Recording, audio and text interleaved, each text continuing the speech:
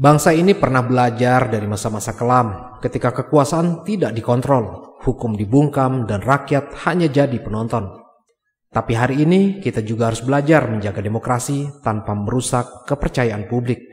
Dan itu tentunya bukan tugas yang mudah. Ketika para purnawirawan Jenderal TNI mengeluarkan surat terbuka yang menyebut nama Gibran, kita tidak bisa menutup mata.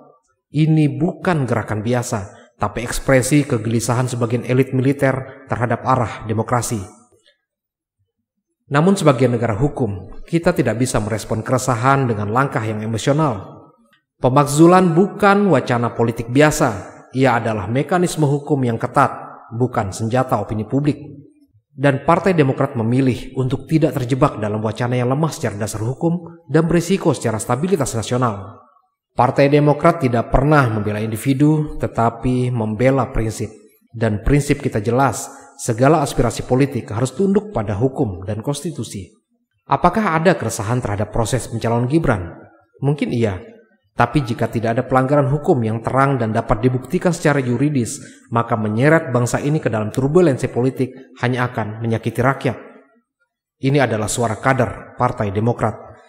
Kita butuh jalan tengah antara menjaga demokrasi dan memastikan pemerintahan ini bisa bekerja dengan efektif.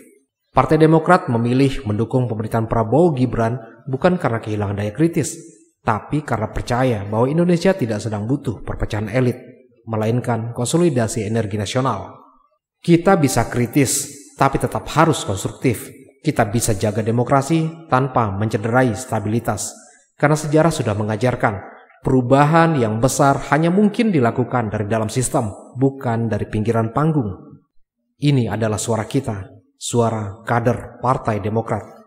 Isu Gibran hanyalah sinyal, bukan tujuan. Sinyal bahwa kepercayaan publik terhadap sistem pemilu, MK, dan elit politik sedang diuji.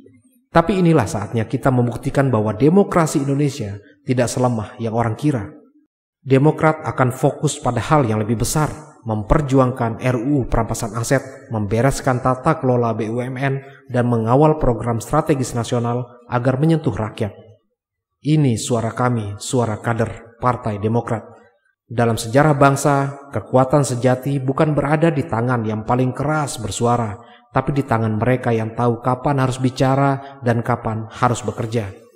Hari ini Partai Demokrat memilih bekerja untuk Indonesia yang demokratis tapi juga stabil, untuk rakyat yang butuh keadilan bukan kegaduhan, dan untuk masa depan yang bisa kita bangun bersama, bukan kita hancurkan karena dasar suka atau tidak suka. Salam dari kami, kader Partai Demokrat.